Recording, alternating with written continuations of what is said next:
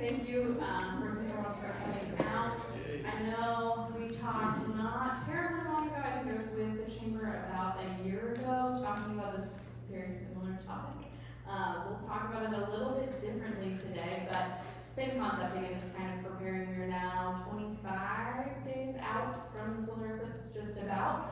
So talking a little bit more about what that means and what we can kind of do in this short period of time as we get ready to go.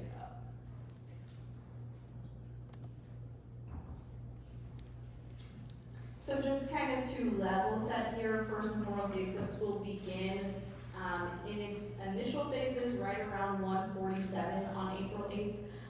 It is going to, begins at 3:05, and then it'll run here in Morgan County until just after 3:09. So 3:09 and some change. We'll have about 4 minutes of totality on April 8th.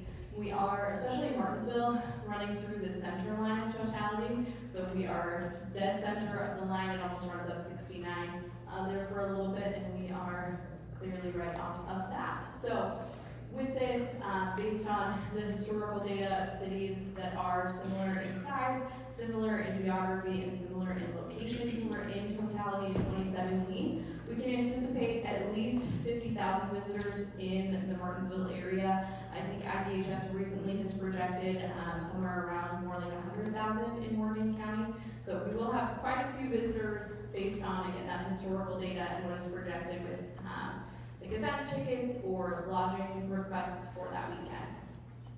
With that in mind, lodging is sold out in kind of our donut counties and in the Morgan County area. So state parks do not really have anywhere else to let people stay or to camp. A lot of the Airbnbs in the area, hotels in the area don't have lodging any longer. Those have sold, and a lot of those have been sold for quite a few months leading up to this event. Again, we have a lot of things going on in Morgan County the weekend before the eclipse, so a lot of events will start on Friday. We've got things going on Saturday, things going on Sunday, and then of course, things going on Monday, as well as that totality event. So I know Tasha does a really great job of keeping Visit Morgan County updated if you want a full list of those events, but there's a ton of stuff going on, especially here in the Martinsville area. So, with that in mind, with all the people, with all the events going on, we kind of want to take a second and ask ourselves, what do we think, or what do we want to do when we visit somewhere new? Has anybody gone out of their way to visit a small town before? What do you guys look for back there? Food. Right? So, exactly. Yep, food, cute shops, all the things that we need when we're going somewhere. So how can we use that to kind of help us prepare in an emergency management space, but also as local businesses? So first, again, there's thousands of people that are coming into Morgan County who have never been here before, and historically, these visitors, thankfully, are super respectful. They're not the Indy 500 snake pit crowd, right? They're here to do a scientific, once-in-a-lifetime event, so they're usually pretty calm, pretty just happy to be here, happy to be a part of it. But they do need things to do. They do need places to eat, shops to visit, and events to see, right? So through the weekend, all of these people are going to be looking to find ways to spend time. But historically, they want to spend time in the areas that they're staying. So they don't want to come stay in one county and then go to the county north or to the county east to find something to do. They want to just stay where they're at and kind of see what that area is about, what it has to offer, watch the eclipse, and move on or go back home. But again, they need things like coffee, breakfast, snacks, cute trendy items or cute local items to show that, hey, I went to Martinsville, Indiana to watch this eclipse, right?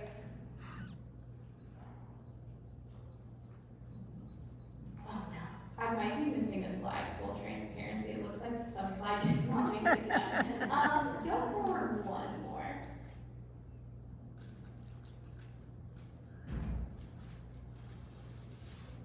You can go back a couple. So we will get to what do you do when you want to visit somewhere new and what that means for us. Briefly, you can progress.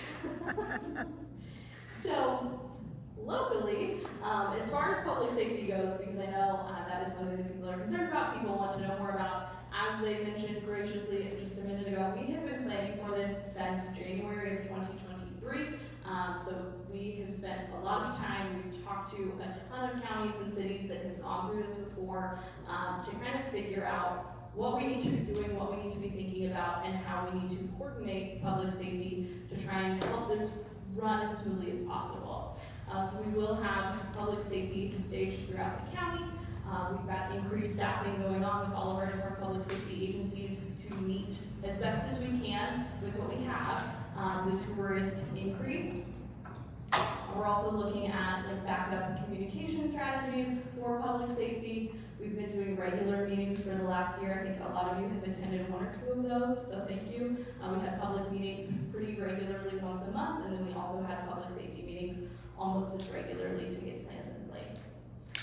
Additionally, looking at additional resources or figuring out where we have mutual aid partners that weren't impacted by this, that might be able to come down if we needed them. And then planning, so an EOC activation, so EMA will be activated. We will be Eclipse ready on Monday, April 8th. So we will be in our office early Monday morning. We'll stay all night long until traffic starts to kind of fizzle out, and we'll touch on that here in a bit. But we're going to be there for quite a while with different partners, both public safety partners, but also like city and town partners who are all going to be in the same place, kind of tackling obstacles as they come up, or tackling different events that may be happening that we need to be considering and helping everybody move through. Yep.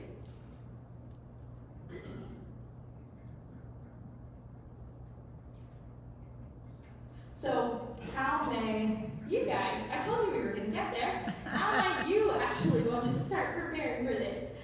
So first and foremost, especially if you are a business that's in a common downtown area or a place that people might be kind of walking around, trying to find a way to make everything look inviting, right? How can you quickly identify yourself so that people who are walking by or driving by know what they're looking at, know what you have to offer, and know why they want to stop there.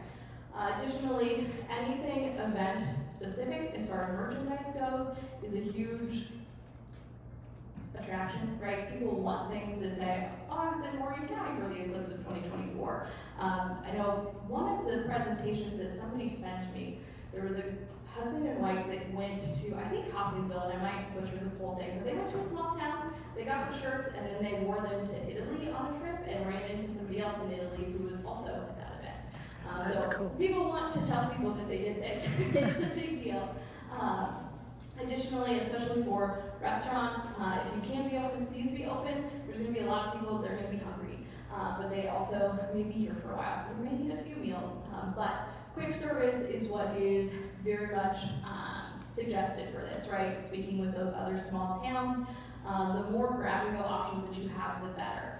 A lot of places, in 2017, a lot of restaurants who maintained normal service, so they maintained table service, they didn't really do grab-and-go or pre-made, just out-the-door things, reported that they actually lost out on a lot of sales. They lost out on a lot of people eating in their restaurants because the wait times were so long, versus the places that did do grab-and-go, that they could place an order, give them what they wanted, and then send them on their way. So just an option there. Additionally, how cute would it be to just do picnic baskets for people?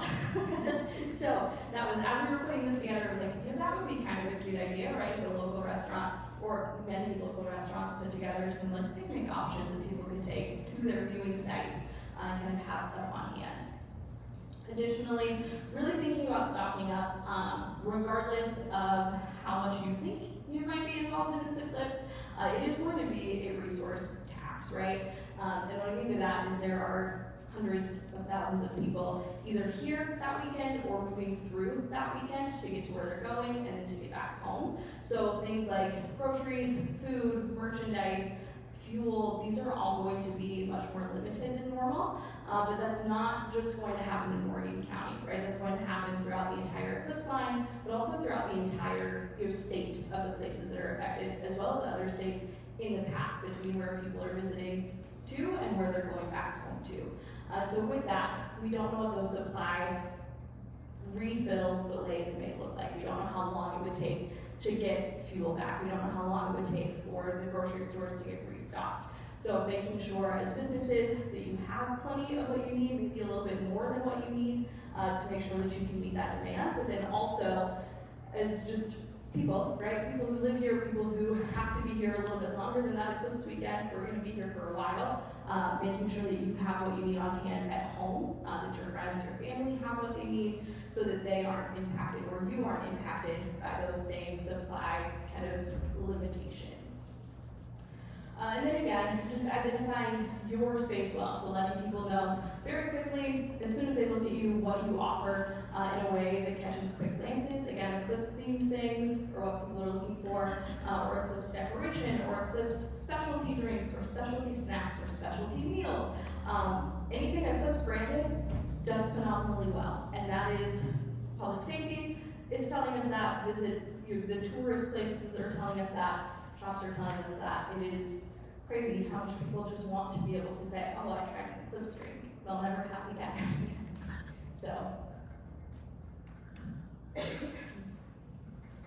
some fast facts for tourism in Indiana. I'm secretly nerdy. Don't tell anybody. But when I'm thinking about these things, I kind of want to know the finer details and what this would look like, not just for April 8th, but what it could look like in the long term, right? So just looking at this, from 2021 to 2022, there was a 4.5% volume growth in visitors to Indiana. So 2022, we saw 80.8 million. It looks like that number has continued to climb, especially post-COVID, when people realized that they couldn't get out there, making up for lost time, where they're really enjoying now that they can. So they're continuing to go out. Additionally, from 2021 to 2022, visitor spending in Indiana went from $13 billion to $15 billion. So we increased $2 billion in a year. And then taxes generated, just for fun in case you wanted to know, went up 0.4 billion. So there's some fast facts. And again, this is kind of our chance to have that lasting impression. And what I mean by that, there are already 74 large conferences scheduled in Indianapolis in 2024.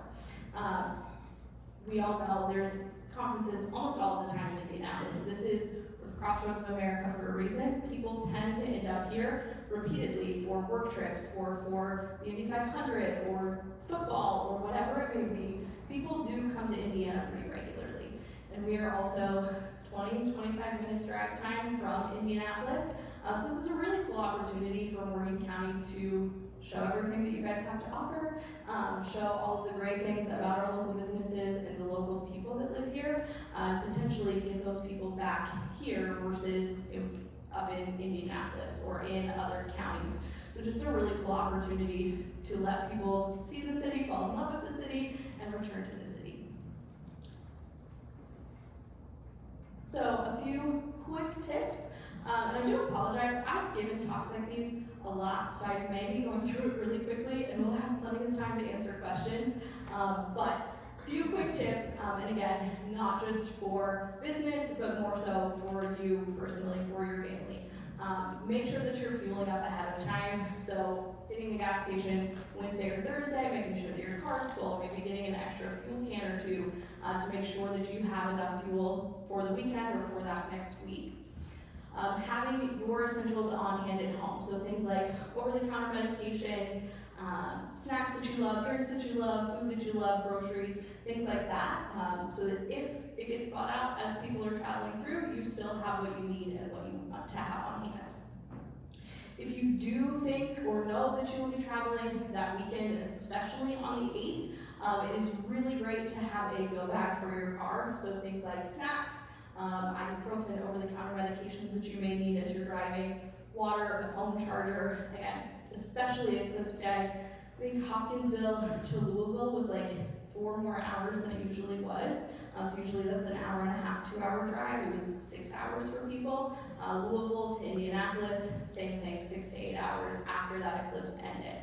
So having these things in your car, especially if you think that you might be in your car, is a really big deal.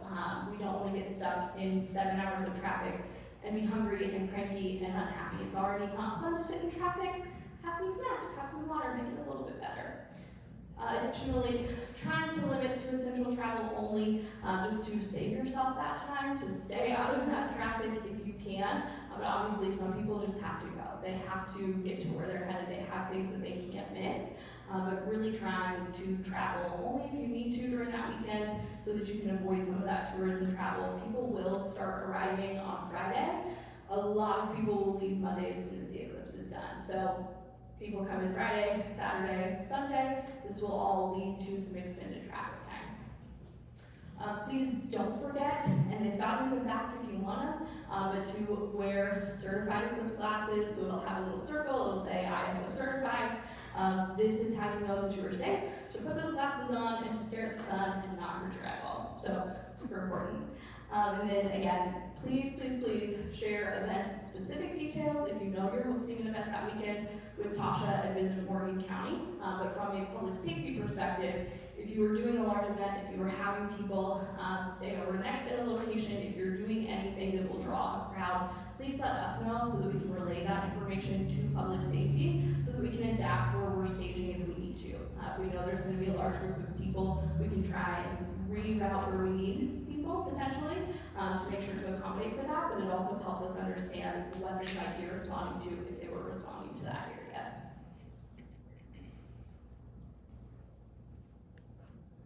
Thank you.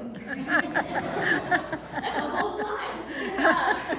Like I said, I'm giving these talks a lot, so I kind of rapid fire through things. What questions do you guys have? What things do you still feel curious about? What are you going to share? Yeah. I understand all these extra cars that are going to be around. Are they going to be on the main roads, going through neighborhood roads, going through subdivision roads? Yeah, excellent question. So if we all take a second and think to the last time that we road tripped, right? As soon as you get onto the interstate and there's a crash on the interstate, your Apple, your Waze, your Google Maps, it's going to reroute you to those back roads to try and get you around whatever traffic is on the main road, right? To get you where you want to go as fast as possible. So initially, traffic will start on the main roads, but as those main roads start to fill, it will expand out into like downtown roads, side roads, back roads, out in the country roads. It's going to continue to build. Again, this is full statewide, so if you look at the eclipse totality path, it starts southwest, it ends northeast, so all of Indiana is going to be pretty traffic heavy as people travel wherever they're headed back to. So we very much anticipate that traffic exceeding all of those locations. Yeah. I've heard meteorologists say that Indiana typically will be lucky to have 40% chance of the skies being fairly clear that day.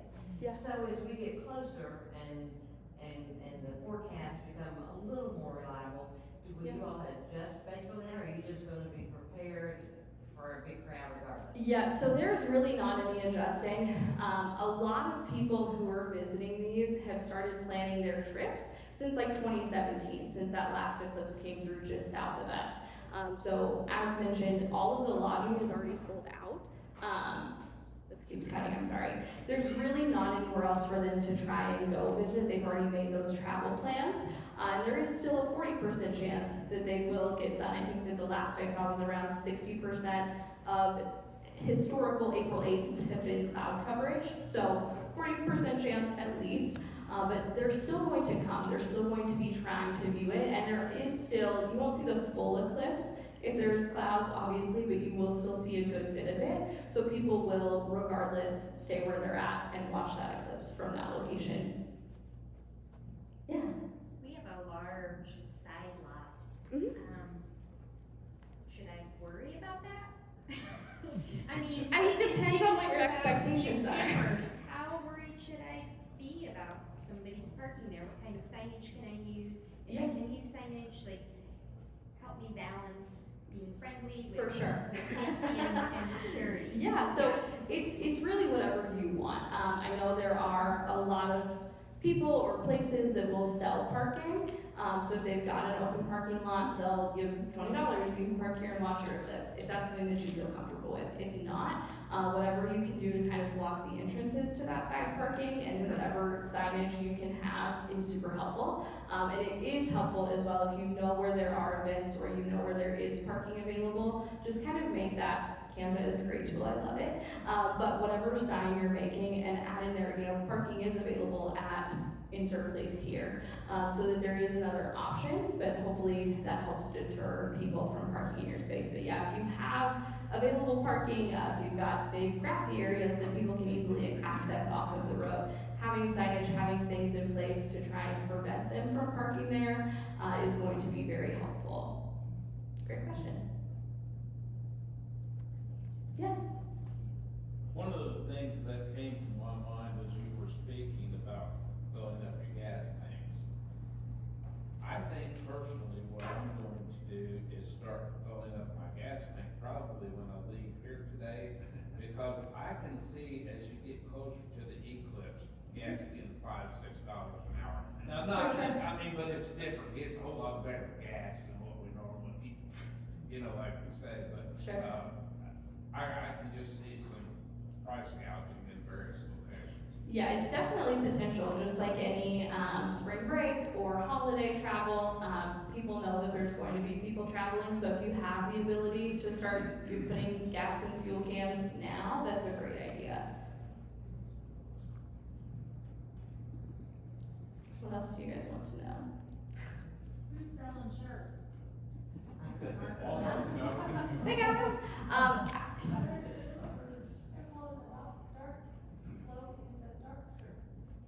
So Utters is selling glow in the dark for anyone who missed that. Yeah. I have another question, this was more touristy, that, are there places in Mooresville and Martinsville where people can stand and, you know how you'll go to towns, they'll have like the wings painted on the wall, you can stand there, is there anything like that for people to have memento type pictures made? If not, if you've got local artists, that might be cool to do. Yeah. We do have on our website a blog post, that details public art in Morgan County, various places. And as part of that, one of the things we've identified is like selfie spots or selfie ideas for each public art installation. We don't have one that's eclipse themed, but if someone would like to do that, I would love to talk to you. There you go.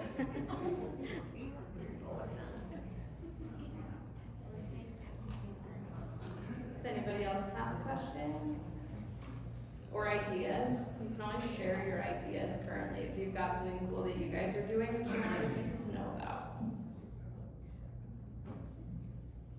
In one of the earlier meetings, I know there was some talk among emergency management about possibly being a burn ban. Like, if you have all these people in all these areas and they start bringing out grills and trying to do bonfires and stuff, is that happening, not happening, do we know? So in part, that will kind of be a game time decision between EMA and the fire marshals to figure out what we need or what the risks are, if that's an option.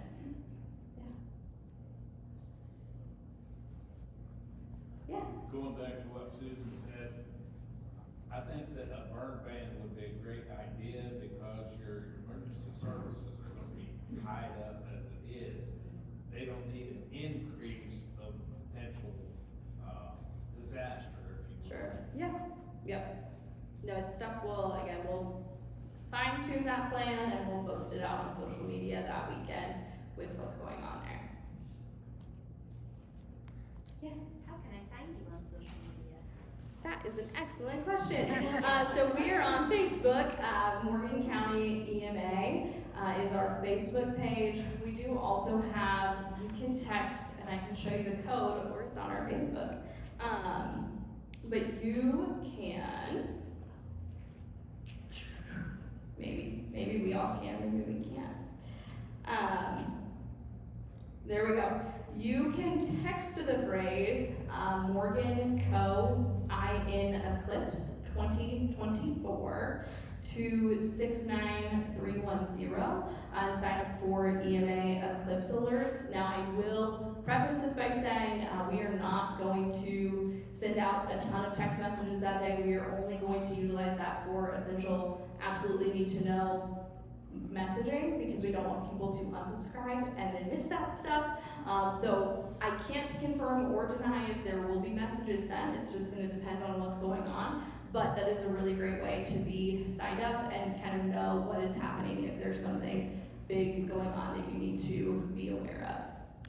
The city has a text system as well. Megan, Yeah. do you have the city's information for the text system handy? Sorry. You can do this. Put her on the spot.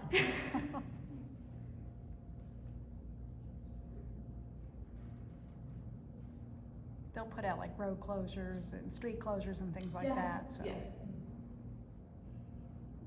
Can you say the text thing that you just said again? Yeah, so it is Morgan, COIN, Eclipse 2024, and then you can text that, it's all spelled out. You can text it to 69310. Thank you. Yeah, of course. Okay, I've got ours. So you're going to just text the word Martinsville to 78015.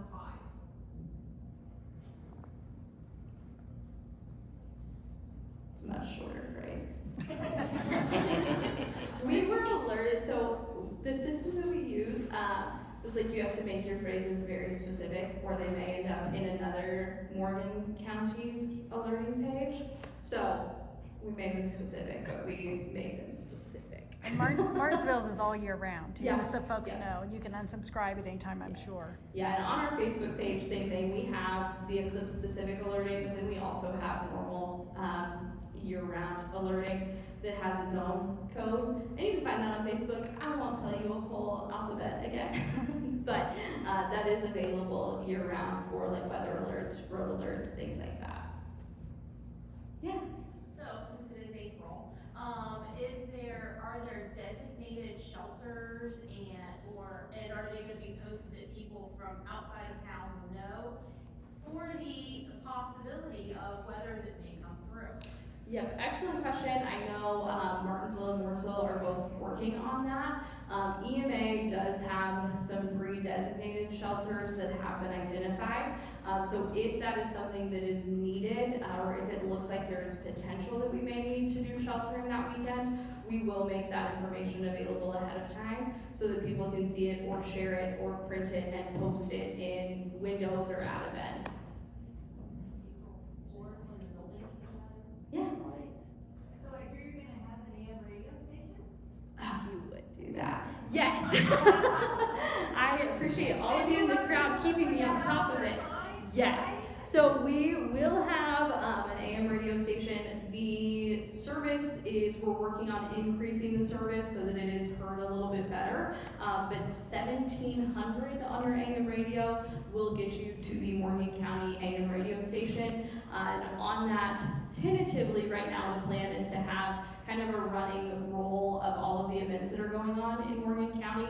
The schools have so graciously in Martinsville and Mooresville allowed us to put that on their rotating signage boards so that people driving around can see that and can very quickly tune in and see what's going on in the county or see what's available.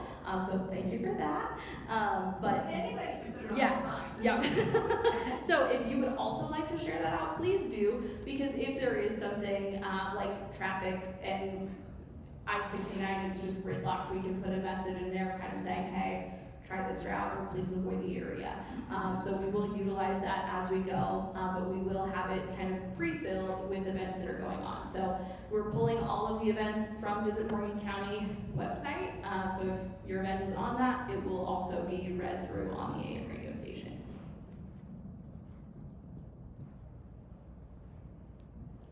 Anything else? Thank you for everything you're doing. Yes. Thank you. No problem.